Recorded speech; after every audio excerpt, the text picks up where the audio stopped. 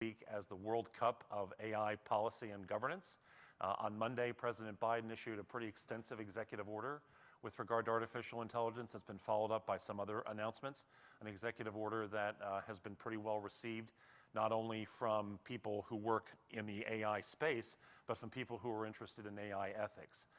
It's not perfect. Executive orders are never perfect because they don't have the force of legislation, but it certainly was a good approach and a good step. Yesterday and today, the UK has been having its Artificial Intelligence Summit at Bletchley Park, where Alan Turing did his work during World War II. If any of you saw that movie, The Imitation Game, in which Benedict Cumberbatch played Alan Turing, you know, that's where they are meeting. They've been meeting yesterday and again today on how the UK is approaching issues around artificial intelligence. We are getting closer to having an AI Act in the EU, and more announcements were made this week about them making progress, getting very close to having a final version that will be expected to be adopted before the end of this year. Some additional principles around artificial intelligence were agreed to by G7 nations, so a lot of things happening this week. And on that list is our session as well, which is for all of you in the association space, because this is going to be a significant issue as we continue to move forward. So this is an inflection point, and what our boards do and how we help them in this conversation is critical, as you will see throughout the rest of our time together. So some people in the world of artificial intelligence like to talk about something called P-doom, and I want you to have this as we go through the rest of our conversation. P-doom is a way of, it's a little tongue-in-cheek, but it's a way of sort of asking ourselves the question, what is the probability that we will have an extinction level event, in this case as a result of artificial intelligence? An extinction level event means all of humanity is destroyed as a result of artificial intelligence, and you could apply this to other kinds of developments. The number on P-doom is, especially if you think about the next maybe 100 years, is very low, right? Because really, if you think about the extinction of 8 billion people, that you'd have to go everywhere to try to figure out where everyone was. It's a pretty low number, right? P-doom. But one guy that I follow quite extensively in this space is a guy named Gary Marcus, who's a professor emeritus at New York University, has a lot of experience in artificial intelligence, both hands-on and as a researcher in this area. He likes to talk about the idea of P-catastrophe, right? Which is setting aside the sort of existential risk of artificial intelligence, that what are the chances that we might have a catastrophic event as a consequence of artificial intelligence, in which a much smaller number of people might be detrimentally or fatally affected by it, but nevertheless it could happen, right? And it could happen with, it doesn't even have to be artificial general intelligence or artificial super intelligence. It could just be what we have now, which is kind of mediocre AI, right? AI that's a little better than what we've had before, but not anything like the sort of super intelligence that we've seen in movies. We're not anywhere near the robot overlord. So catastrophe is a higher number. And to that, I want to add the idea of damage, right?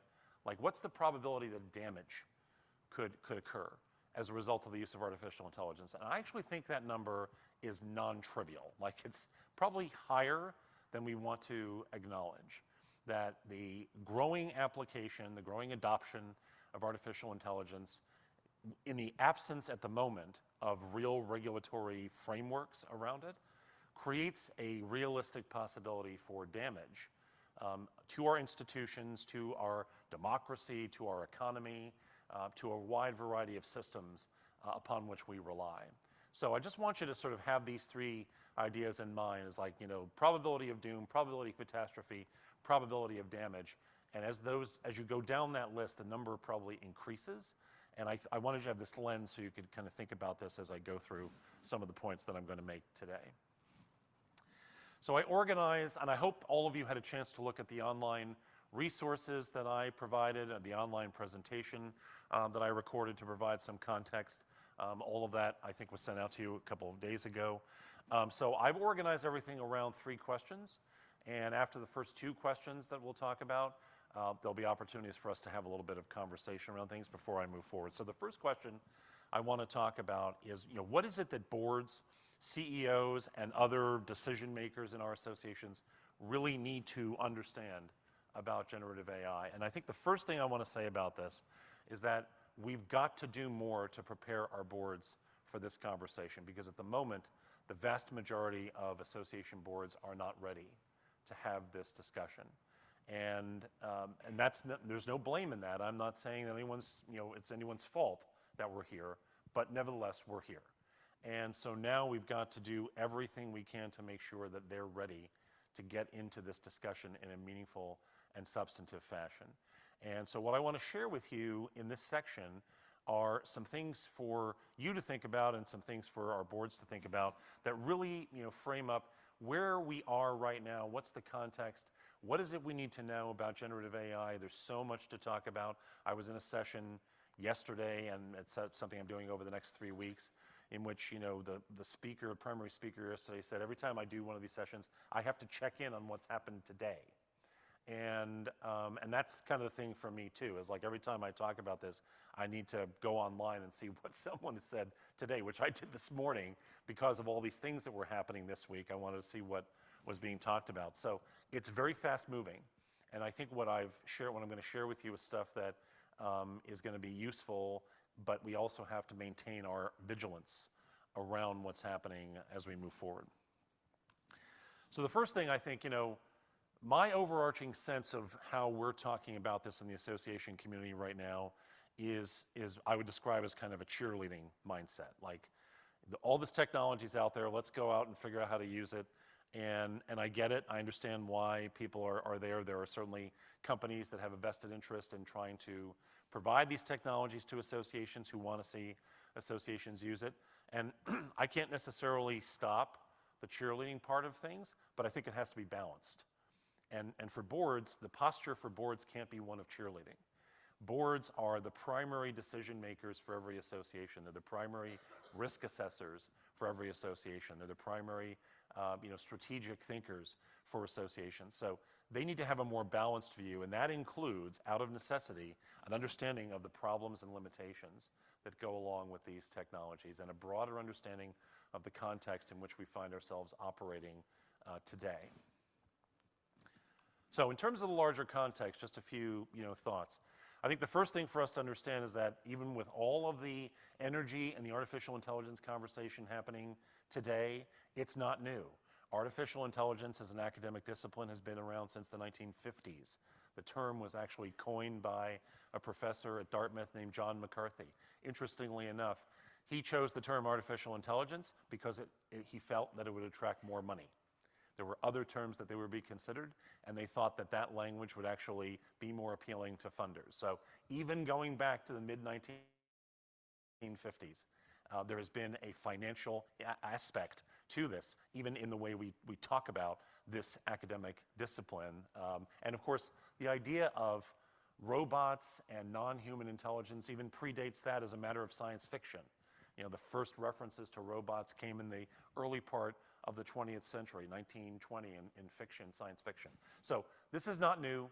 We've been talking about it for a long time, and there's no question that, especially in the history of artificial intelligence as an academic discipline that now is almost 70 years old, has had ups and downs, periods of great energy and exploration, periods of what we call AI winter, where literally everything froze. There was no interest in AI, no funding for AI, no one wanted to be identified with AI, and then it went back up and back down. And ever since the early part of the 2010s, roughly, when we reached a point where there was all this data and far more processing power and a lot of funding interest, there was a real renaissance in the area of artificial intelligence. That's been going on for a while, but even within these last 10 or 11 years, there's been periods where it's sort of come to a pause a little bit, almost, a little bit of a simmer, as there wasn't a lot of progress being made on things. So the issue that we want to talk about is that, first of all, there's no question that AI has provided benefits to our organizations, to humanity, to our society in a variety of ways. We're seeing how AI is being used, for example, in drug discovery. AI is being used in cybersecurity. Forms of AI are part of our daily lives. It's a part of how we interact with information via Google. Like Google's been using AI-enabled algorithms for a long time. Amazon uses AI to help provide recommendations. So there's a variety of ways that we have benefited from artificial intelligence, and I believe we'll continue to benefit from artificial intelligence.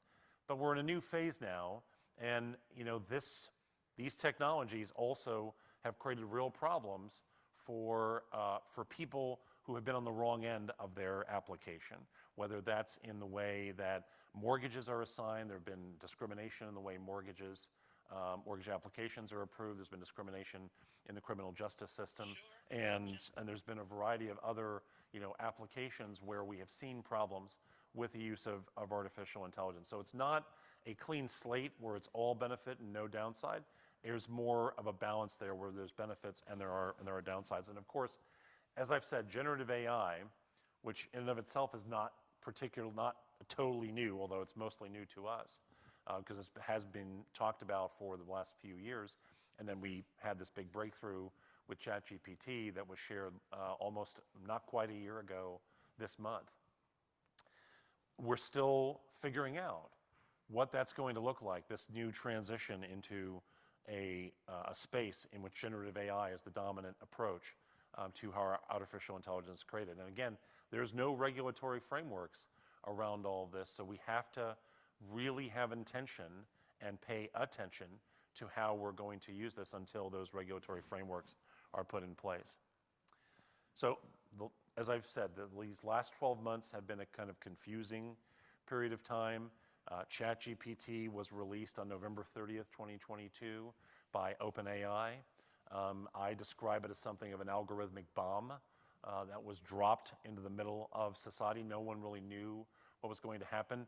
The GPT, right? GPT stands for Generative Pre-trained Transformer. Transformer is the type of model that is being used here, and it's a different kind of neural network architecture that is being used to create this. I'm going to talk more about that in a second.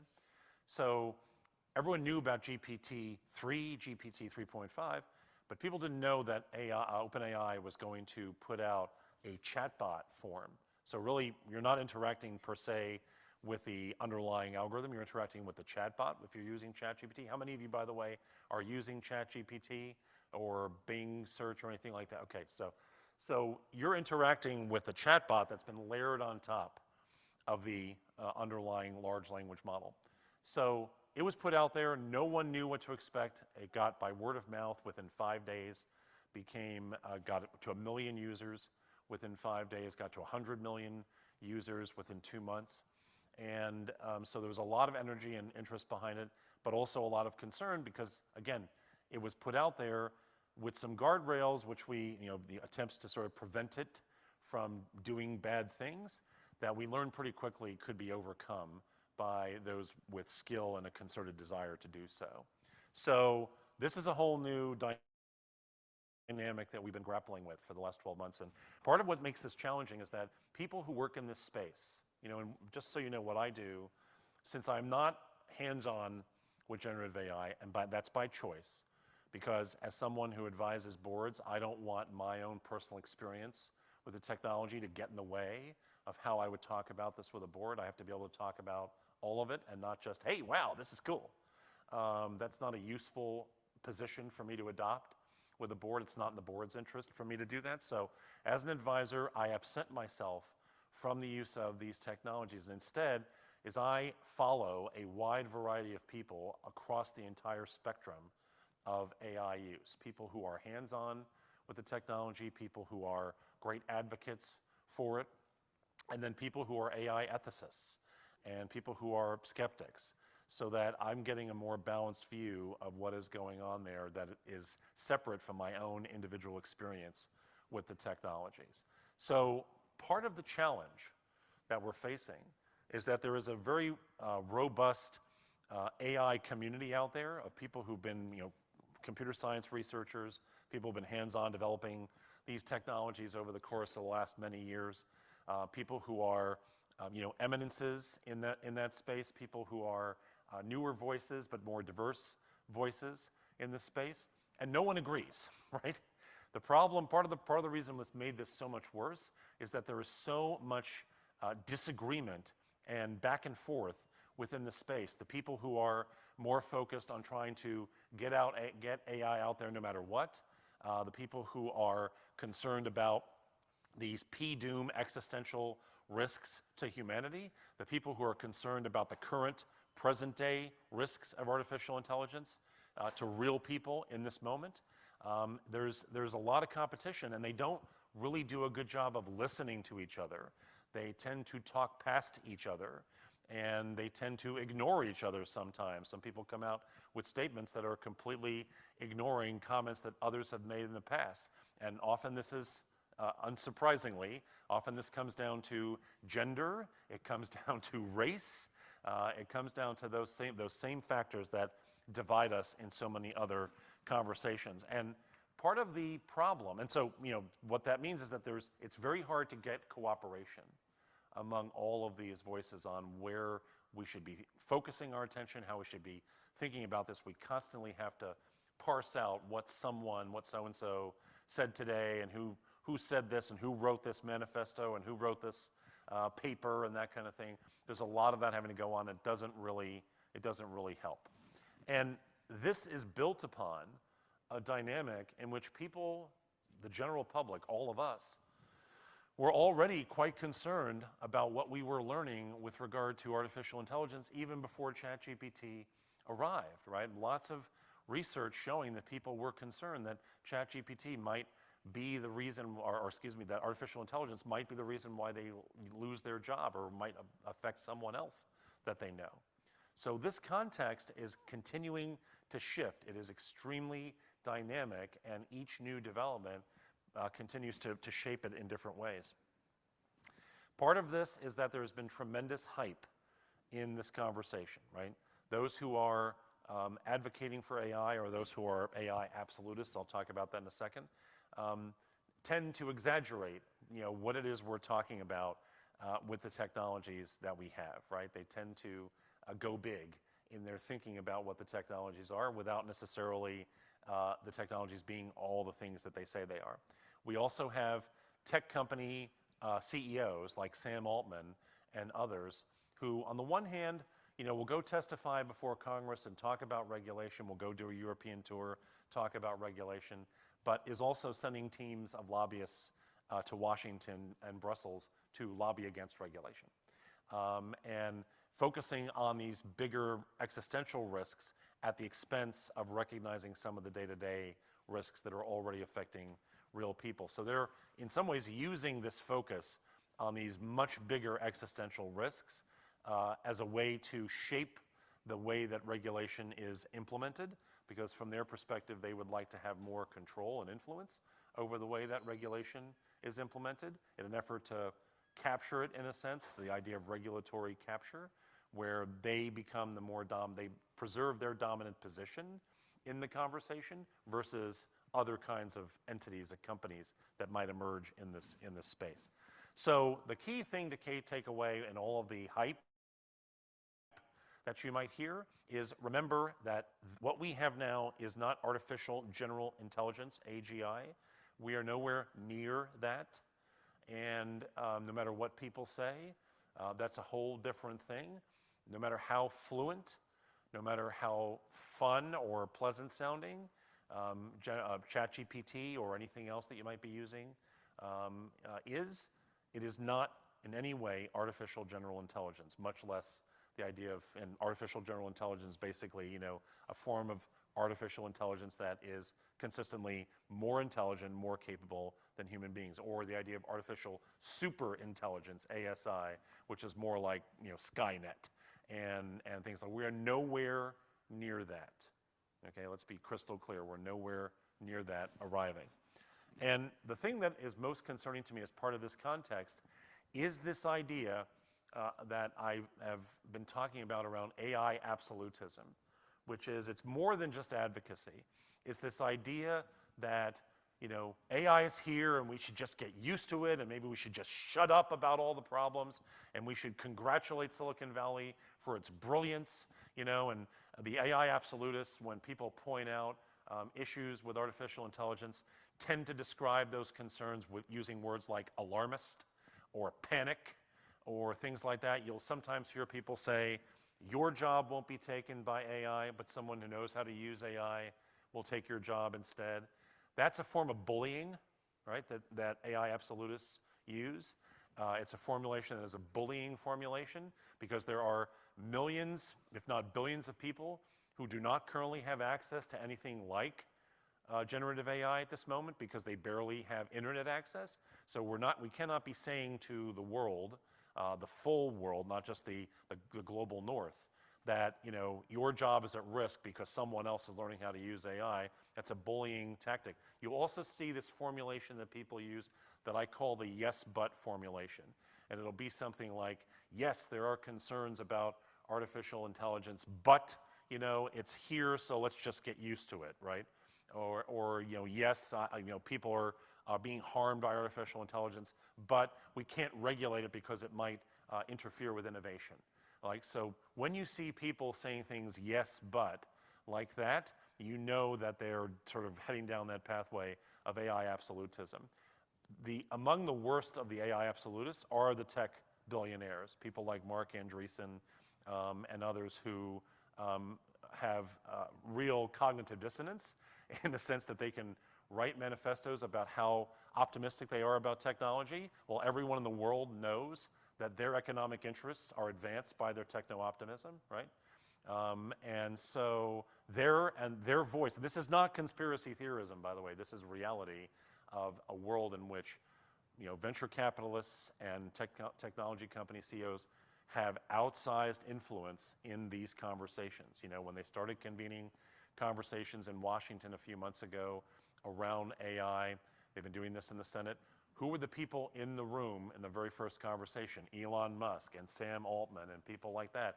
Those are the first voices that are being listened to by policymakers, by the most influential people in our government. I'm very glad that President Biden's executive order has not really gone too far in that direction, if at all. I haven't actually read the EO yet, but all the analyses that I've looked at suggest that it's much more balanced and puts actually a lot more responsibility on those companies.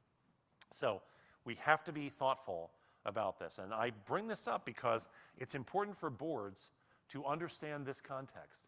This is the context in which they will be making decisions about how artificial intelligence is used in their organizations. And it's the context within which they will have to appreciate the use of artificial intelligence in the industry or profession or field that their organization serves. So just a few things I want to say about generative AI itself so you know what it is we're talking about. First of all, generative AI relies, I've talked about this already, but just to make it explicit, generative AI relies on what we call large language models, LLMs, it's a very specific kind of neural network architecture that has been built. It's a way of layering different algorithms on top of each other. It's sort of the idea of neural networks mimics in some way the structure of the brain.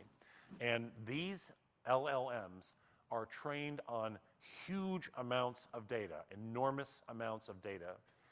In fact, to train ChatGPT, OpenAI, the company that released it, basically had to scrape everything that they could get off of the internet. Right up in the original iteration when it was released last year, had everything through like 2021. Within recent months, they've added things since 2021. But up until when it was released in 22, it basically had things up till 2021. And then they kept adding more information to it, more data to it. And they're now at the point where they have basically exhausted almost all of the existing data, and they're having to create data using artificial intelligence, which in and of itself is a whole other issue of concern around how this goes. It's also important to understand that LLMs are making statistical predictions about what the output is, right? So they are, like I said, they are not intelligent, right? They do not have common sense. They are not sort of taking your prompt and saying, oh, that's a really interesting prompt, let me come up with something, right? They are looking at your prompt and they are going through all the data that they have and trying to come up with what is the most likely word that would come next, and the word after that, and the word after that, right? And they're very, very good at it because there's a lot of data and it's a very effectively designed algorithm, properly weighted, and so on and so forth. So they're making predictions, right? It's probabilistic. It's math. It's very important to understand that nothing about artificial intelligence is magic. Everyone reads things from artificial intelligence. Wow, that's amazing, right? Yes, it's amazing math, right? But it is not magic, okay? And I think it's very easy to get seduced by the coolness of being able to get something in a split second that feels like it was written by a human being, when in point of fact, yeah, it should be pretty good because they've got an awful lot of data that they're working with, and the math is very good. It's highly sophisticated. The key thing about what makes generative AI different from previous iterations of artificial intelligence is that previous iterations of artificial intelligence focused on classification. So a major approach to AI before generative AI was called supervised learning. And supervised learning was the idea that we would take a lot of data and we would label it so that the AI could then sort out, is this a picture of a dog or is this a picture of a cat, right? So you have a lot of labeled data that it would then go through. Then we graduated from supervised learning to unsupervised learning, which is now really more part of generative AI, which was more about looking at a lot of data and letting the AI discriminate on its own about whether it was this or that. Those previous iterations of artificial intelligence were much more about pattern recognition, right? Could we recognize the pattern that would tell us whether a photo was of a cat or a dog? The issue of generative AI, right? These generative pre-trained transformer models, right? Built to do pattern completion. So that's what you're getting when you're looking at artificial intelligence, when you're looking at a ChatGPT output. You're getting an AI algorithm that completes a pattern based upon this massive amount of data and the way that it has been trained to look at that data. Now, there are proprietary open source models, proprietary LLMs like ChatGPT and the underlying like GPT. I guess we're on GPT-4 now or 4.5. That's an example of a proprietary model, the model that Google has. The large companies have models that are essentially closed, right? They do not reveal a lot of information about what's in their model. And then there are open source models like Meta, the parent company of Facebook, has an open source model. There are other open source models out there. Open source models are, true to the name, much more revealing of what goes into the development of those models. There is a strong push in the policy work going on right now to make sure that open source models are protected so that there can be more access, because as it says, as one of the things we're concerned about, I'll talk about the next slide, there's concerns about transparency. Now, what's important also to understand is that these models are increasingly becoming multimodal. So ChatGPT started out last year just being about text. Within the last few months, it has now also become possible to use ChatGPT to generate images. There have always been generative AI platforms that provide only images like Midjourney or DALL-E. But now you can start to use these models where you can get text outputs, image outputs, increasingly better video outputs. Audio is becoming a possibility. You can now actually, I believe, talk with ChatGPT, have a conversation about it. We'll talk about that. But have more of a voice interaction, with it. So increasingly, you'll see this use of the term multimodal, like multimodal AI, being able to do multiple things, multiple modes of output coming from the ChatGPT, from the LLM. We also have to understand that there are things that we refer to as foundation models, which is basically models that are in use right now. So everything that you're using in some way is a foundation model. And then there's this idea of frontier models. Frontier models are the models being worked on inside these companies that are still in process, things more powerful than what are available right now. And there's a lot of concern about what those frontier models will be able to do, and they are a major source of regulatory focus. Making sure, and in fact, many of the companies with extensive frontier model work, like Meta, like OpenAI, like Google and others, have formed a voluntary alliance to try to manage frontier model development so that it doesn't get out of hand, because these are the places where there's real concern about what those capabilities might look like for the future. That is going to be an area where you will see a lot of regulatory focus, I think, going forward, is how do we make sure frontier model development is carefully developed. Just give me 1 second. Yeah.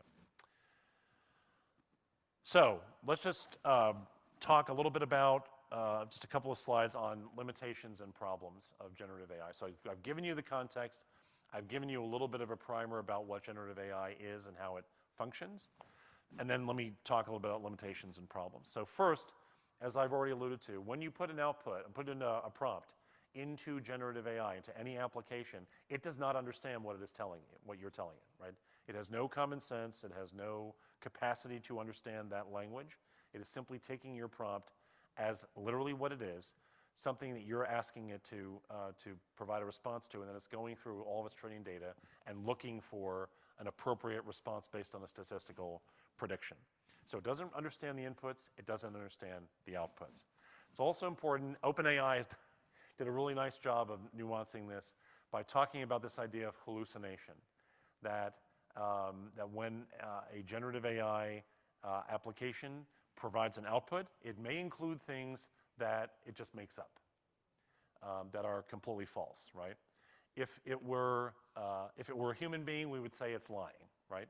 But even the idea of hallucination is still ascribing too much humanity to technology, right? A better term for this, I like the term that Naomi Klein, who is an author who's written about AI, proposed earlier this year, which is why don't we just call it algorithmic junk, right?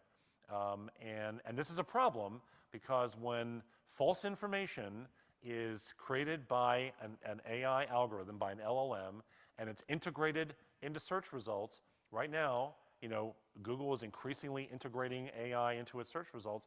It is producing search results full of false information, right? And so that is a problem, right? So whenever time you hear someone say AI hallucinates, in your mind, I want you to say it makes stuff up, right? Or it's algorithmic junk, right? Hallucination is a very polite term for a much more serious problem, right? The other part of this is that we don't always know how generative AI applications get to their predictions. So we don't always know what goes into the making of the output. It's generative, so it's unpredictable. And so issues of explainability are a real concern. How do we explain the way an output is created by a particular whatever tool we're using? That is a major issue that is also being grappled. This has always been an issue, by the way, in artificial intelligence, issues of explainability. How do we know when we put input into an AI algorithm, how do we know what comes on the other side? How does it get to that thought process? That's why, for example, there have been these concerns about how AI affects housing or criminal justice, because those are high-stakes applications and we don't always know what the process is by which you get there. Oftentimes the way that process is worked out is because they're using data that in and of itself contains a lot of biased information. So explainability is a concern, especially when we're looking at information that may be inaccurate or may simply have been invented, you know, completely. So, and just to sort of build on what I just said, you know, the training data sets that are used here contain some, you know, contains human bias, right? If we're using data sets that, for example, there was before the whole generative AI craze, there was a lot of buzz about the fact, or a lot of concern that was raised about a healthcare system that had used historical data for patient treatments to make decisions about how it would assign healthcare to its patients. And what they learned was that the algorithm was assigning a higher level and more extensive care to white patients than it was to black patients. And the reason for that is because the data being used showed that black patients were historically getting less care than white patients, right? And so it perpetuated the same systemic bias in the healthcare system that already existed, because black patients have always had access issues with regard to the healthcare system. So that perpetuating of that bias is present in generative AI as well, unless we're very intentional about making sure the data sets are extracting as much of that bias as we can, and it can lead to these discriminatory outputs. A good example of that with generative AI is that someone went into, I forget which image generator, I forget which one it was, whether it was Midjourney or something else, and put in a prompt asking for a visualization of a black doctor in Africa treating white patients, and it kept asking, and it kept asking, and it kept asking, and it couldn't get one. Every time it asked for a black doctor treating white patients, it got a white doctor treating black patients. The system literally could not generate a visualization, and that is reflective of inherent bias in the data that was being used to train that particular tool. So, you know, what we've talked about here just scratches the surface. In my next section, I'm going to talk with you about some other things. Oh, I just want to mention the other thing. Recently, Stanford did some research on looking at the transparency of each of these models, who are the third parties who work on it, what's under the hood, basically. More than 100 indicators that they looked at. This was the Stanford Human AI Institute.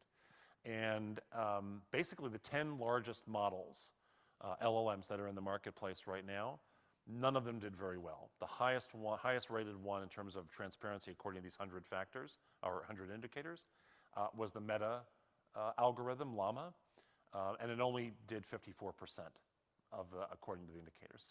So there's real transparency issues, and of course some of these proprietary models, Llama is open source, but some of these proprietary models, by definition, are closed, and so therefore they don't share as much information, and that's part of the problem. We don't actually know what's going on under the hood in a lot of these algorithms because they're trying to protect they argue it's trade secrets, they argue, other things like that. So there are issues of that nature with transparency. So as I was about to say, this is just a sort of quick sense of overview of what some of the issues are that we're grappling with. There's a lot more in terms of the other issues, which I'll talk about in the next section, but I think what's important to take away from this is, the current short-term risks of generative AI are significant, right? And they're not trivial, right? Like these things are happening now, they're happening to real people, and so it's important for us to acknowledge this, and this is a necessary part of the context for any board to be able to have a conversation about generative AI for their own organizations. Okay, so let's talk a little bit. You had your hand up, so why don't you go first? You were talking about the frontier models, Mm-hmm. and you used the term trying to get a handle on what's out of hand. In other words, my question is, what is out of hand? I mean, what does that look like? I know you then went on and talked about the problems with the current system. It really would junk. It can produce junk. Yep. So with the frontier models, what are they concerned about keeping from getting out of hand? What does out of hand mean? I mean, what does that look like? Yeah, I think with frontier models, I think the concern there is that you'll have something similar to what you have now, just it'll be even more powerful, and so, or it'll feel even more human-like, or it'll be used like the long-term existential threats that people are concerned about are around bioweapons and around warfare and around active disinformation, which is not even really long-term. It's a concern for right now. So I think that the concern is that in the absence of that regulatory framework that really puts some parameters, some boundaries around what's possible, is that if we already have these models now, the foundation models in use at the moment that are seen as extraordinarily powerful and useful, and they're continuing to work on them and build even more powerful models, and that's part of it. What might they do? So part of the answer is we don't actually know, right?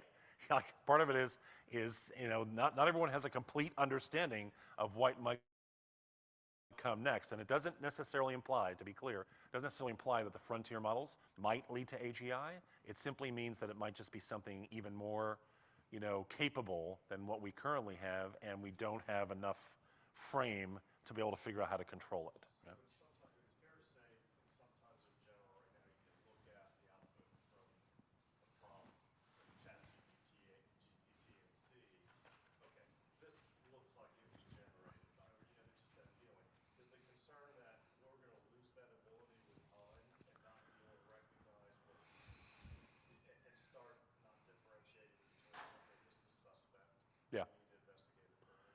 I think that's fair. I think it's fair that that as they get to more powerful models, if they can find ways to, on the one hand, it'd be great if the tools were less hallucinatory, to use their term, if they produce less algorithmic junk. On the other hand, I think there is that concern that the more fluid they become, the more fluent they become, the more a sense of that this was created by a human being they become, the more dangerous that they become in some fashion. And that is, I believe, part of the executive order is to provide information on the development of these models to the government so that those models can be, there's a term that they use now called red teaming, where a separate group not involved in the development can take that information and attempt to push back on the technology, right? Attempt to defeat it, to figure out what's going on so that it can try to uncover all the problems in it.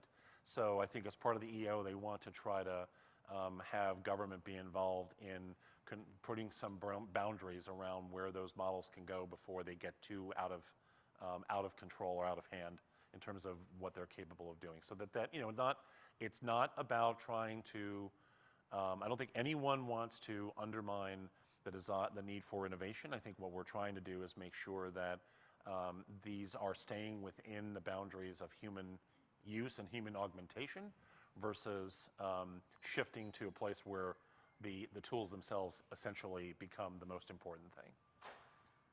So in other words, if we're not successful at that, it's possible, not to get into the extreme science, extreme side of things, but that if we're not successful in maintaining those boundaries, we may get to the point where we don't even know we're not maintaining the boundaries. In other words, we may use the ability to understand, but we're not being recognition. Yeah, I think that is the concern. I mean, I think that concern exists now, and I think that, that as they continue to, fine-tune the models. I mean, part of what's happening now is that each time anyone goes into a model, goes into a chatbot and provides a prompt, and that prompt produces an output. What's happening there is called RLHF. It's reinforcement learning with human feedback. And so, what you're doing when you put in a prompt is you're putting information in there that the system can use to train itself further, right? It's human feedback. So each time you refine your prompt and that sort of thing, the system itself is training, right, to get better. So I think as the systems get better, there's the concern that, okay, will this become so fluid that we won't recognize it? But then if the future models take that training and then build on more sophisticated architectures or more data that is generated through these processes, will they become, so powerful that they will exceed our ability to kind of manage their use? Again, it's not about overhyping the arrival of AGI. It's just about this space between where we are and the pathway toward where this goes. So this is the time, really, to be able to put some boundaries around what this looks like. Just one more comment. There's some irony in there is that, frankly, humans have become quite capable of fooling other humans into believing something that's not true. The disinformation campaign, we've already got that. Now we have trouble controlling that. Frankly, I don't think we do control it necessarily. And now we're turning our attention for good reasons towards trying to keep AI from doing that. But we haven't figured out how to keep people from doing that. Well, yeah, and that's part of the reason why we have to control it, because putting the tools for cheap and easy disinformation and misinformation on a widespread basis is not a great recipe for anything. So yeah. So thank you for your questions. So let's move to the second question, which is what are some of the risks and harms that we have to look at as part of this? And the way that I want to talk about this with you is, obviously for boards, the question is, what are the real world impacts of what we're seeing, right? And these are some of the other areas that kind of go beyond some of the foundational issues that I raised with regard to the technology itself. And I want to look at this through the forces and factors that we talk about in futures, which are, what are the social, technological, economic, environmental, and political implications of these tools in terms of risks and harms for actual human beings and for our organizations as well. So first of all, the social challenges. So even before we got to generative AI, this research that I'm citing here from Pew actually came out before ChatGPT was dropped. So even before we had that, there was this concern out there that, experts in this space were saying very clearly, almost 60% saying, that within 10 years, or a little more than that, that they were not convinced that these tools would be designed in a way that would make it easy for us to stay in control of our own decision making. And if you think about our own interactions, and I started thinking about this several years ago when I read an article by a group of authors, and one of the authors wrote at the very beginning of this piece, it was in Sloan Management Review, Taste publication. He said, it was my mom's birthday, and I was very late in buying her a gift, and so I went on Amazon, and I decided to do a search, and I know she likes scarves, so I typed in scarves, and it came up with several options, and I went through it, and I refined that, and then all of a sudden, before I knew it, I was buying something, and then he said, did I actually buy that, or did the algorithm buy that for me, right? And that was really a great indicator of how much we've been willing to surrender our agency to algorithms over time. We've surrendered that agency to Google, to Amazon, to a variety of algorithms that we use on our phones, right? In terms of how we make choices, when we open up DoorDash and things show up on DoorDash, how much of that is about us choosing that I want this for dinner, or because an algorithm produced a thing that says, hey, look at this local option that you might, really like. Okay, great. So are we, and those might seem like trivial things, but it's the cumulative effect of handing over our agency to technology that is disturbing when you consider now how that's unfolding with these new technologies, with generative AI, where we're putting so much in there, and are we actually giving it over to them to say, help us make this decision on things? Because that's one of my concerns, is that even though when I say to you that generative AI is making predictions based on math, we often talk about those outputs of AI as if it were a decision, as if it were being made by a human being. So people will write about it and say, well, the AI said we should do this. Well, no, the AI is giving you a prediction based on data. You have to make a decision. So when we hand over our agency in little ways to algorithms that don't have that much of a detrimental effect, and in fact it might have a beneficial effect, we actually know from research that when people look at AI through a favorable lens, like, hey, recommendations on Amazon are great, right? So that halo effect continues into other forms of artificial intelligence, even though they may not have the same beneficial impact embedded into what it's trying to do. So we have to be very mindful about how this is affecting our decision-making processes. As I've said, right, we've got issues of bias, we've got issues of discrimination, we've got issues of privacy, data privacy, individual privacy, with regard to how information is being shared. We've got issues of surveillance, right? Every time we're putting in a prompt somewhere, it's a kind of a form of surveillance, right? If we're using generative AI in ways to track, in effect, what people are doing, then we're surveilling them, even though we may think that that's a good thing, like we're trying to help them with some more beneficial service. We're actually putting them on our radar screen in a way that maybe they don't want to be tracked. So we've got to be mindful of the loss of human agency in a world in which we're seeing more reliance upon artificial intelligence and particularly generative AI, technologies that, and this is an area where associations really need to pay attention, because this is, associations have always been organizations that were formed to give people agency to get things done, right? The ability to make choices and to follow through on those choices to achieve certain outcomes. We've always said, I've been in the association committee for almost 32 years.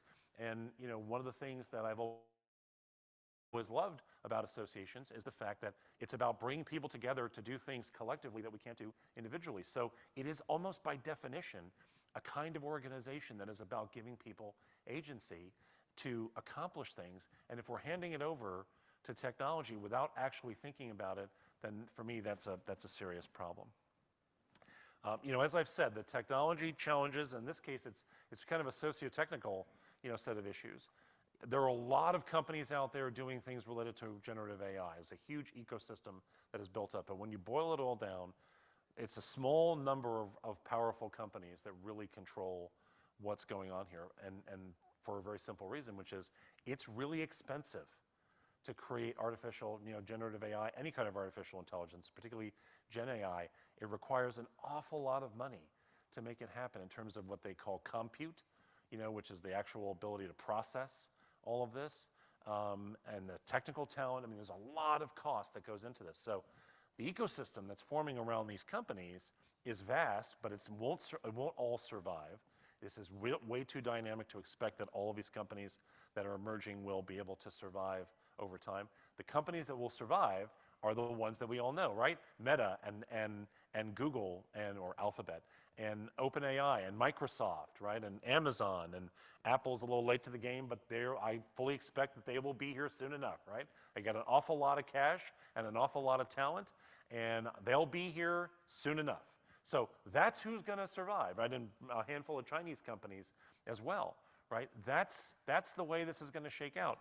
These companies are very much competing with each other for this to be dominant in this space, right? And Microsoft has made this huge investment in OpenAI, but they still compete with each other, right? So OpenAI is giving them a lot of profits to deal with, to pay back, in effect, their investment in OpenAI, but they're still competing with each other for who's going to use which form of the technology, which brand of the technology. There's still a lot of desire there to be the dominant players in this space. They have tremendous financial pressures, investor pressures to try to make this work. And the reason why I say that is because that means there's going to be more pushing of the technology, more integration of the technology to every place, right? You remember that movie, I think, from last year, Everywhere and Everything All at Once, right? Well, that's what's happening with AI right now. It's already emerging as something everywhere and everything all at once. And that's part of the reason, is because there is this tremendous pressure to make this work, because they are seeing this as the way that they're going to generate their revenues, substantial revenues for the future. So we've got to exercise tremendous care, boards especially, in the way we make decisions about how we're going to partner. And not just using the technologies of the major companies, but the technologies of the companies that are in our space, and how are they thinking about this? How are they thinking about responsible artificial intelligence, ethical artificial intelligence, and asking questions of them to make sure that they are operating in a way that's consistent. Because our associations, by and large, are not going to have the resources, in all likelihood, to train their own models, right? So they're going to be relying upon models trained by someone else, whether it's using tools created by the large companies or tools created by companies that serve the association space. The economic challenges, there's always been a discussion over the course of these last 10 years about the long-term effect of AI adoption on jobs. And people will want to parse that out and say, well, it's not going to eliminate all jobs, it's going to change activities, it's going to change tasks. More recently with generative AI, there's been a much more focused discussion on its effect on actual jobs, how many jobs might go away. There is this strong sentiment out there that people will say, well, it may take away hundreds of thousands or millions of jobs, or whatever the numbers are. There's a variety of numbers across different forecasts for different sectors, but it'll create more jobs.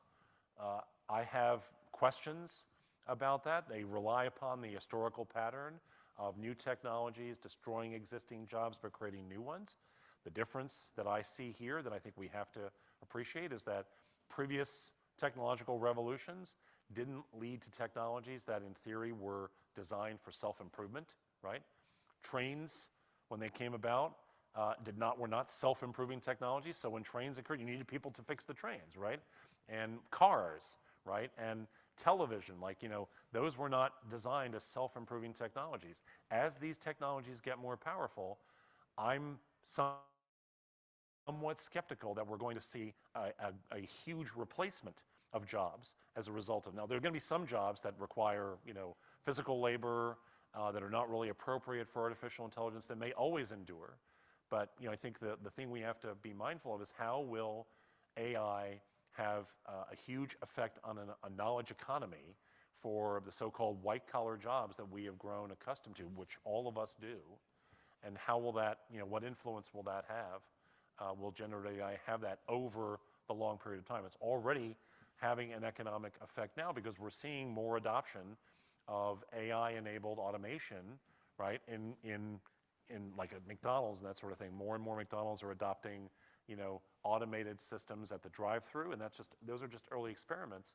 But we're I think, going to see more adoption. One company, I can't remember the name of it, the CEO decided to basically get rid of everyone on his team, right, and put all of it in the hands of artificial intelligence because he saw AI as being more efficient and more effective than the people that were working there, right? So I'm not saying that that's going to happen on a widespread basis, but it's something we have to be mindful of, and that's important for us because our associations have always been about, for the most part, and there's certainly cause-related associations, but trade associations and professional societies are defined, by where people work, like what they do, right? And which industry you're in or which profession do you operate in. So if we're seeing huge implications for the future of work and a restructuring, in a sense, of our economy, it's something we have to think about, in our organizations.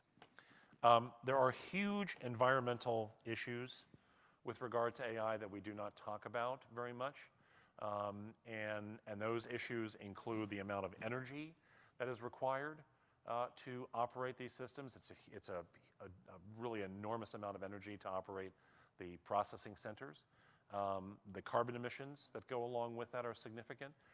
One of the biggest issues that we're learning more and more about is the amount of water that is required to operate because these processing centers require cooling, and they're using water. I mean, I think it took something like 10 billion gallons of water for Google to train its LLM, right? And I think OpenAI was a similar number, but it's a lot, right? And in a world in which we are fighting over water, the use of water in this way is something we have to really think about. And of course, it's in the hands of just a small number of companies that can do that, right? It's not equitably distributed. So the cost of this and the environmental impact of this is significant. And people will say that we'll use AI to solve the climate crisis. And again, I have my doubts because the climate crisis is about how humanity chooses to use its natural resources and whether or not it'll exploit them or conserve them. And I don't know how AI is necessarily going to help us with that. That's more of a human issue.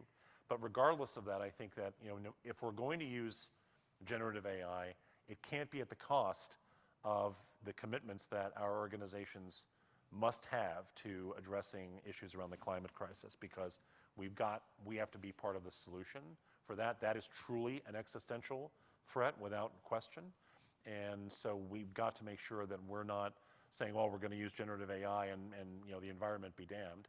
There has to be a way for us to balance out this desire to use generative AI while also recognizing that we have to be positive contributors to the ongoing effort to avoid the most catastrophic consequences of the climate crisis.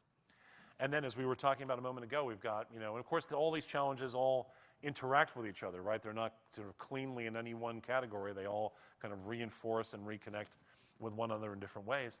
But, we've got real concerns about misinformation, disinformation in the upcoming presidential campaign in 2024. We're already seeing some of that stuff, coming out, audio, deep fakes, right? This idea of fake audio, fake video, fake images created using artificial intelligence. And you can create them without, but it's much cheaper and much more convincing when you can use AI to create such things. So we're seeing fake audio, of political leaders in the UK. We've seen fake audio of President Obama. We've seen fake audio of celebrities that are being used, and they, again, very cheaply and easily created. So we've got real concerns about putting in the hands of bad actors tools where they can easily create this. And I think a lot of people, there are some counter points of view on this. Some people are pushing back a little bit on just how extensive the threat is. I continue to believe that we will see a deluge of misinformation and disinformation generated through artificial intelligence as we move into 2024. I don't think it's happened yet because people are kind of waiting until it can have maximum impact. So I think that will happen. Now, I hope it doesn't. I want to be wrong about that, but I have a lot of concerns there. I think that, again, we've talked a lot about regulation and the importance of that. This is a geopolitical issue as well, right? It's a geopolitical issue because there is this ongoing competition between and among the United States, the European Union, and China. The good news coming out of the Bletchley conversation that's been going on is that the Chinese government has said that it will contribute and participate in the global consensus on responsible and ethical AI, which is good news if they do, because China has been really at the forefront in many ways of the issue of ethics, but understanding that anything to do with ethical issues around AI in China means that it's at the behest and at the whim of the Chinese Communist Party, right? So the CCP controls all of that, and so when they talk about ethics, they mean training LLMs in a way consistent with the values of that country, right? Which is not necessarily consistent with the values of a liberal democracy. So despite their efforts on ethics, which are to be applauded, there's also that concern there. So the fact that they would want to come closer to the global consensus is good news if they follow through on that, if they stay true to that idea, right? So but we have to understand that, because as AI continues to evolve, if there is a bifurcation in the way we think about what is responsible, and some countries go in a way that is more consistent with the US and the European Union, and other countries go in a way that's consistent with China, then that will create a whole host of issues with regard to how we think about the introduction of AI, where it's coming from, where it's based, who's shaping it. There's a lot of questions that it raises. So, and this is an economic issue too, because China's going through some very serious economic times, but they see AI as a major way that they're going to grow economically, which is part of the reason why I think that they've been emphasizing ethics. They know the rest of the world is concerned about that. We have a responsibility in all of this, I think, in associations to be advocates for regulation, to be advocates for regulation at the federal level, to be advocates for regulation at the state level. There are some states like California, Illinois, New York City, some local, state and local jurisdictions have started to consider issues around how they want to regulate AI in their jurisdictions. I think we need to be a part of the voices who say that we need a regulatory framework for this to protect people, right? To protect people. And the more that we are part of that solution, I think the better off our organizations will be. So these factors, these steep factors, are present in this conversation, and they have to be, because they are the places that we will see risks and harms come up that boards have to consider. Some more specific risks and harms that I think boards will take a look at, of course, are the legal concerns around copyright infringement, concerns around intellectual property laws, concerns around security, as I said before, data security. You do not, under any circumstances, want to be putting proprietary or confidential organizational data into ChatGPT, right? Into a public version of ChatGPT. There's now, I believe, if it's not already available, will soon be available, an enterprise version of ChatGPT in which they assure companies that they will not use that data. It will not be publicly available or used as part of the training. I have no idea what that will cost, but I doubt it will be cheap. And so, when they call it enterprise, that usually means enterprise pricing goes along with it, right? So be mindful of that. It may be that an open source model that, if it could be trained in an inexpensive fashion and managed in an inexpensive fashion, maybe if that's something that your organization would want to do. But again, so data security, privacy issues, the provenance of content. The second, we have to ensure the accuracy of information. Associations are educators. Associations are publishers. We have to make sure that the information being included in our education publication is not infected, with false information with algorithmic junk. That's unacceptable, right? So there's issues around that. Of course, there's issues around discrimination and bias and fairness. All of that is a part of the legal and security risks. And we have credentials and we have standards. And once again, we have to make sure that our credentials and standards are not subject to question because the information embedded in them has somehow come from generative AI and is inaccurate or is false or is made up, or in some way lacks the provenance that we can say, this is where it came from. So there's a lot of issues around that boards will have to consider as part of their thinking about where this goes. So I think the key point, to take away from this whole section is that we've got to make sure that boards are having the right conversation around how to safeguard stakeholders and successors from the harms, the larger harms, the sort of societal harms that are going to be present in all this, and the specific harms that might come from particular ways that the association would be applying artificial intelligence in their own operations. So I've got a few things more to talk about on this. I'm just going to continue on because I want to make sure I'm giving you all the information that I want to share so you have some things to think about and take back to your organizations. Really, how I want to wrap this up, or so this final question, is around, what is it that boards need to do? So what we've talked about here is what is it boards need to know, right, about generative AI? What are the risks and harms they need to think about? Like, what are the implications of all of this? And then what actions should they be taking? That's the final question that I want to explore with you.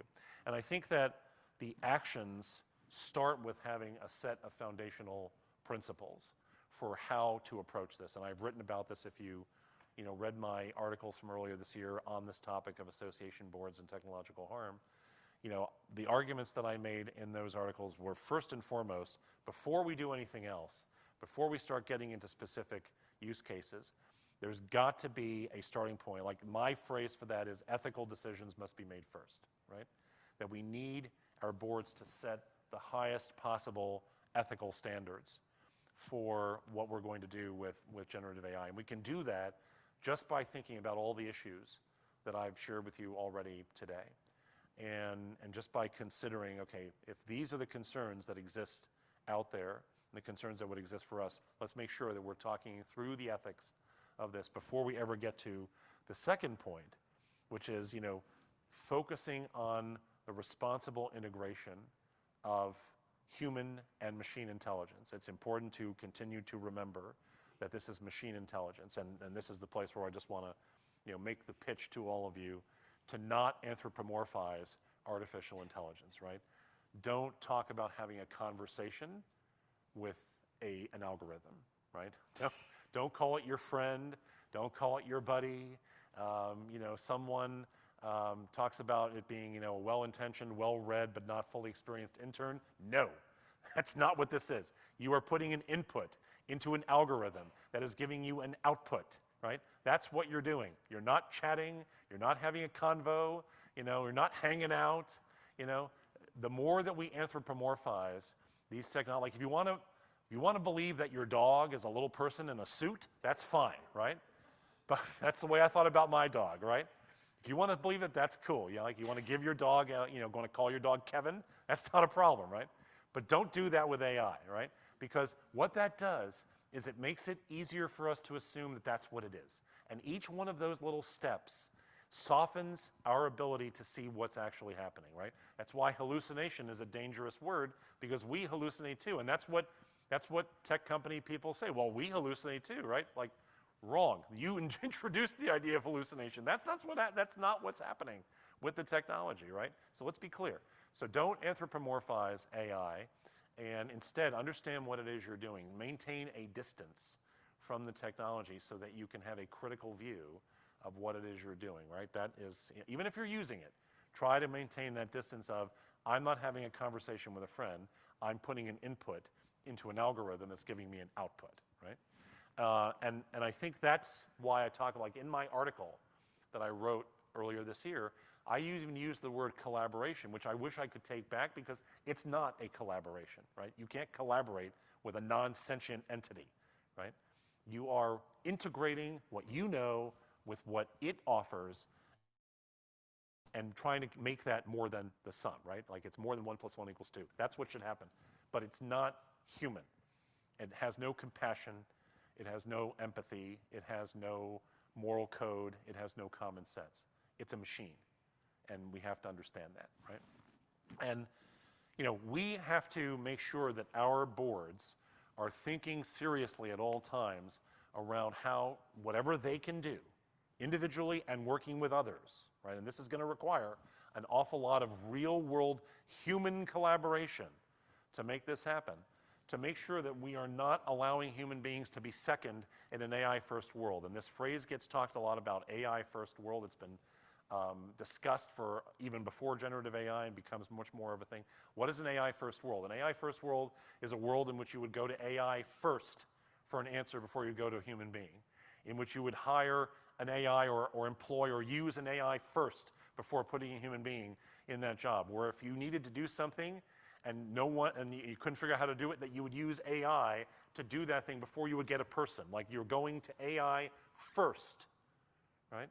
And we may want to use AI to do things in certain ways, but we cannot sacrifice humanity for AI. We have created this. We have created this. And so we, as our organizations, must be focused on how humanity is always in the loop and always controlling what is going on with AI and not allowing it to slip away in any fashion. And I'm not even talking about the most hyped, you know, P-doom kinds of scenarios. I'm talking about on a day-to-day basis in the real world in which we live. Okay, so these are the foundational principles that I think we have to, upon which, base our action. Questions for boards and really in some ways, and any organization, for us to be thinking about in some fashion. First of all, getting a sense of the landscape of what's happening in our organizations and in our fields, in the case of associations. What's the current level of adoption of artificial intelligence? What's the influence? What's the impact of artificial intelligence in the field, in the in the profession, in the industry? How is AI being used right now? Do we understand enough about the actual applications of these technologies in the space in which we are operating? Looking at our own organizations, any algorithm that we've been using, whether it's an AI-enabled algorithm or not, any algorithm we've been using in our organizations, how have those algorithms created benefit and harm for those that we are trying to serve, right? Is there any harm that we have created by virtue of using any algorithmic tool in our organizations? Just doing some kind of overview of how we're using technologies, well, again, whether they're AI-enabled or not.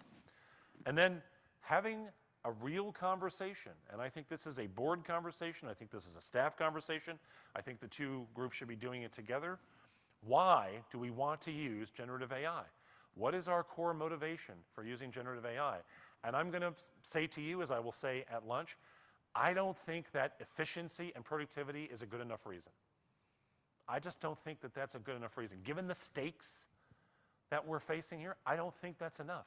Like, I know we all want to do our jobs better. We all want to be more effective in what we do if we can save our time. I just don't think there's got to be something more to it for me than that, right? Because if we want to be more efficient and productive, we can find other ways to increase our efficiency and productivity. But when I go online and when I follow all these people who talk about how great this is, I can write emails faster and I can get summaries of things, like, that sounds good, but what more is there to it? Like, tell me more about why you think that that's worth the stakes of what's involved here. I just don't see it right now. Maybe for you, that's enough. But I want to encourage you to not just think about it for yourself, but for your organization as well, and especially if you're serving on, working with a board. What's the core motivation? What is it we're trying to accomplish specifically beyond a generalized sense that we can be more efficient and productive? So, more questions, these 6 questions. What actions, should we be taking to ensure that AI, and particularly generative AI, is not going to inflict future harm on our stakeholders? No matter what's happened up till now, How can we avoid future harm to our stakeholders and to those who will follow on our successors? Can we be a convener for a trusted conversation around the implications of generative AI and really the future direction of AI and how it will be used in our field, in our profession, in our organization? Can we work with other organizations to bring a more diverse conversation together around what this could look like for the future? And then, what's the path forward? How do we find ways to collaborate, to partner with other organizations, with government, with civil society, with businesses, to find a path forward that does not allow human beings to be second in a world that may well become AI first at some point down the road? And by the way, this is, as I said before, this is the time for us to be having this conversation now, when this is still relatively nascent. No matter what the adoption is, no matter how much talk there is about it on what seems like an hourly basis around it, there's still a substantial percentage of the U.S. population anyway, and I would go beyond that and say the global population, that has actually never used these technologies, right? And so we still are at a point, there's still a window here for us to be having this conversation. And if you don't believe that, then understand that the World Cup of AI policy and governance has just been going on this week. So they believe that we are still in a window where this can change. So we have the ability, we have agency, right? And we don't want to surrender it to AI. We don't want to surrender it to those who are advocating or have an absolutist position on artificial intelligence. The other sort of thing much closer to the day-to-day operations of our organizations, for decades now, I was a staff person. And by the way, I see people taking pictures. Take all the pictures you want. You're going to get these slides. You're welcome to take any pictures you want, but these slides will be made available to you. I've been, on all sides of this issue of board-staff partnership throughout my career, right? I was on staff. I've been on the ASAE board. I've been on other association nonprofit boards. I've been a board chair of a national nonprofit. I've been an advisor to a wide variety of associations working with both their staff and their boards. This issue is going to be one of the sternest tests of the idea of board-staff partnership going forward. This will be a stern test of whether we're serious about the idea of board-staff partnership, because this cannot be something that the groups do separately, and they can't do it alone. They have to work together to make this happen, because the issues are too significant, the stakes are too high, there's too much complexity in all of this.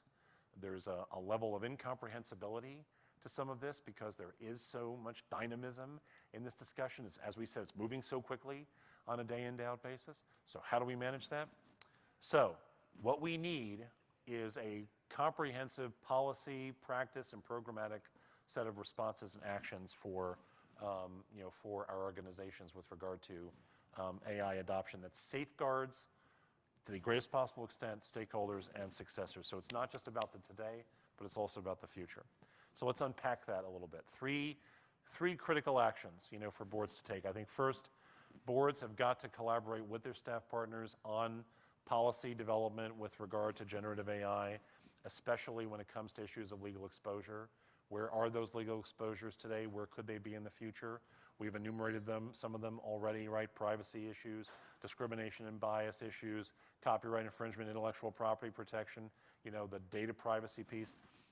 Those are the issues we have to be, sort of grappling with, and we need policies around all of that so that there's a framework. That's our form of regulation, right? We need to put that framework in place to ensure we're doing everything we can to protect not only the association, but the people who operate within its confines. And then we want to be looking at use cases. We want to be looking at not just what's acceptable and what's unacceptable, but what's prohibited, right?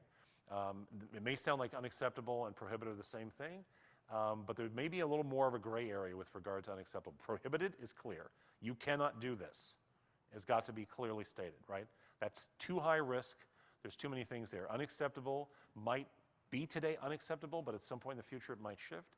So there needs to be very great clarity around what we're talking about here in terms of what's permissible and what is not going to be permissible with regard to the use of generative AI. And particularly for high stakes work, there needs to be a much deeper conversation around the role that generative AI plays, if any, in the highest stakes works of the association, whether that's the things I listed before: education, publication standards, credentials, and the board's work itself.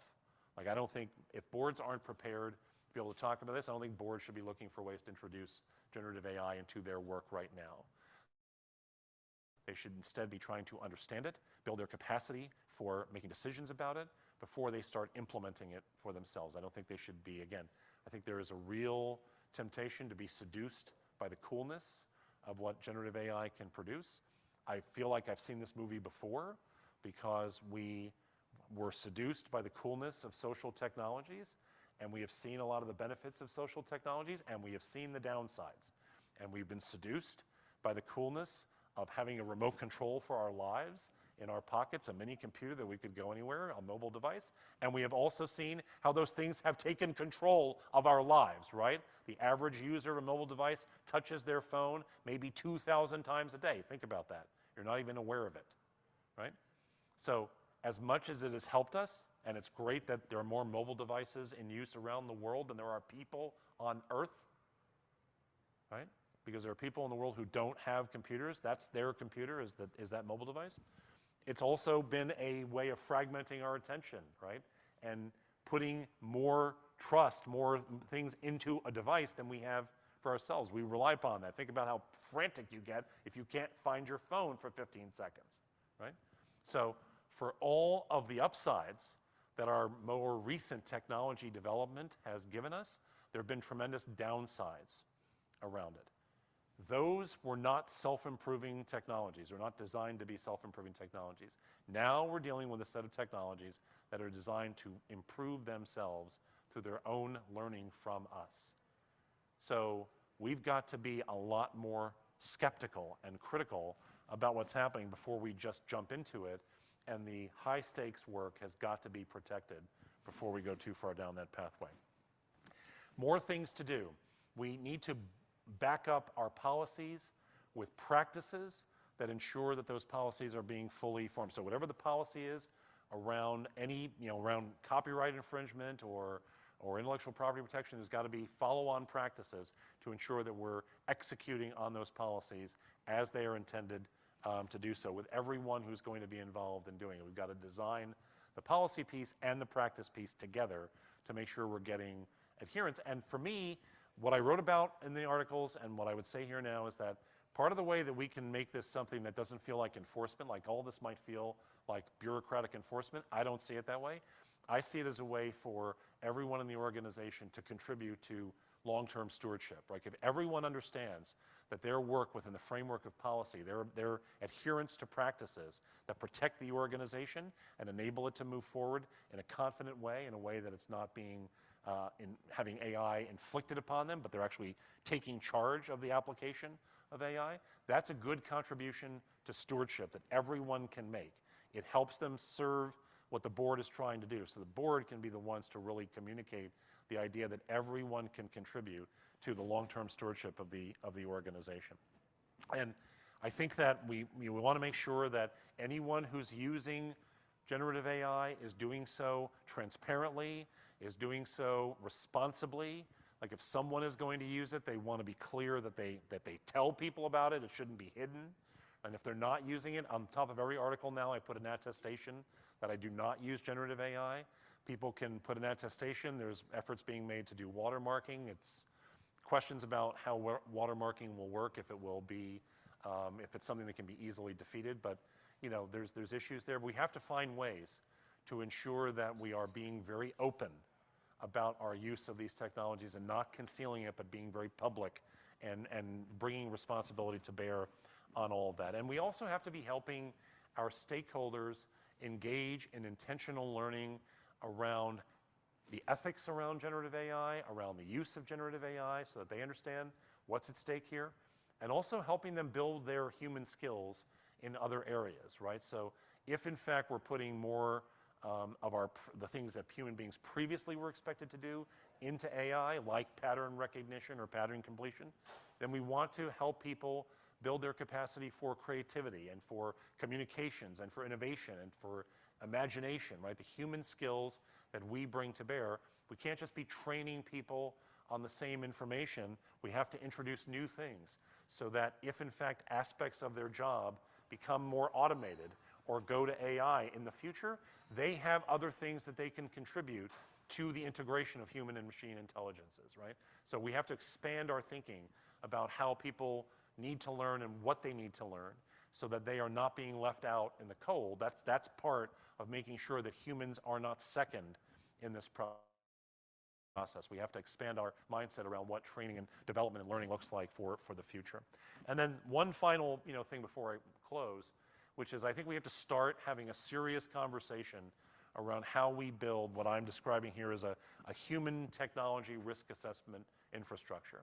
And what I mean by that is at the board level and at the staff level, we need structures that are working together, assessing the risks of current and future technologies. It's not just about AI, right? It's about things like blockchain. It's about other kinds of brain implants that are coming in the future. It's a variety of technologies that we have to sort of evaluate. And I think what boards need is some kind of group, whether it's an offshoot of the audit committee or whether it's its own committee or task force that is evaluating technology risk, assessing technology risk. I think we need external advisors who are working directly with the board, who bring diversity of perspectives. This is not just a technology conversation, as you've heard today. It's a social and economic and environmental and political conversation that involves a lot of different voices. It's not just the tech guy who helps you figure out what to buy, right? So we need those external voices. We need those internal voices. So we need the board working with those external voices, and we need the same thing at the staff level because they're going to have different time horizons, right? The board's going to look further down the road. The staff, board might be looking 72, 84, 96 months into the future. The staff might be looking at the next 24 to 36 months. The staff needs its own group, and the two groups can be talking to each other, and they need their own external voices to help them things. We need this conversation. I think of this as infrastructure. We don't have this infrastructure right now in terms of how we're going to evaluate these risks. And I think we need a human infrastructure that has these conversations that involves a lot of different points of view, people with a lot of different backgrounds, a lot of different kinds of training in different disciplines. It's sociology and in literature, and psychology. We need a lot of different people looking at these issues because what we're talking about here is a set of technologies that goes to the core of how we will define our humanity for the future, right? And what our contribution will be, how our agency will be deployed, and where we will direct our empathy as we move our organizations forward. So by way of closing, I'll just simply say that we're 1,401 days into the turbulent 20s, which means there are 2,251 days left in the turbulent 20s. And even this is not our total window because we're 400 some odd days away from the midpoint of this decade, January 1, 2025. So we're about to enter the last year of the first half of the 20s. And we've got to get organized on a whole lot of conversations, and this one is right at the top of the list in terms of its importance to our present and to our long-term future. So these 2,251 days are actually much shorter, but we've got this time frame in which we've got to take this seriously. We cannot kick it down the road, defer to other people, leave it for the next president or the next board or the next CEO. We've got to start having this conversation now. We should have really started having it 5 years ago, but nevertheless, here we are. We've got to make it happen. And if we're ever looking for motivation for why, I would refer you back to where we started, right? What will our successors say about us at the end of this decade or in the middle of the 2030s? Will our successors say that we took it seriously in 2023, almost 2024? Or did we do what so many associations do, is we waited, right? And we waited and we waited until conditions were favorable or until whatever it is, whatever rationalization or excuse we might put behind it. Or will they say, we took it seriously and we did something to move this forward starting in 2023, and by 2029 or 2033, we've made real progress. We've been positive contributors that have shaped something better for the future. This is my favorite quote related to the future. I love to quote people who are not often quoted, but should be. Barbara Jordan was a member of the House of Representatives from Texas, and brilliant woman. But I'm quite sure when she spoke these words 47 years ago, I think it is now, 1976, that she really didn't have any idea how right she was. For all of its uncertainty, we cannot flee the future. We will not flee this future, if only because it's already here. It's already happening. We're not fleeing this future. It's here now. So we've got to take this seriously and start acting at every level, and especially with our boards, to move this conversation forward. So we're not going to flee this future, and our successors are watching what we do. So these are all the places that you can find me, especially I point to you the one that's highlighted, authory.com, which is /Foresight First, where I have a lot of articles on a wide variety of topics, and I'm always adding things there, so feel free to check that out and see what's there that might be of interest to you. And I really want to thank you for being here, because this is such an important conversation with far-reaching implications for all of us individually, for all of our associations and all of our organizations, for our country, and for our world. And the more that we can have this conversation, the better. And I'm always happy to answer your questions and be a resource to you on this if this is something that you're planning to try to address in your own context. So thank you all very much for being here.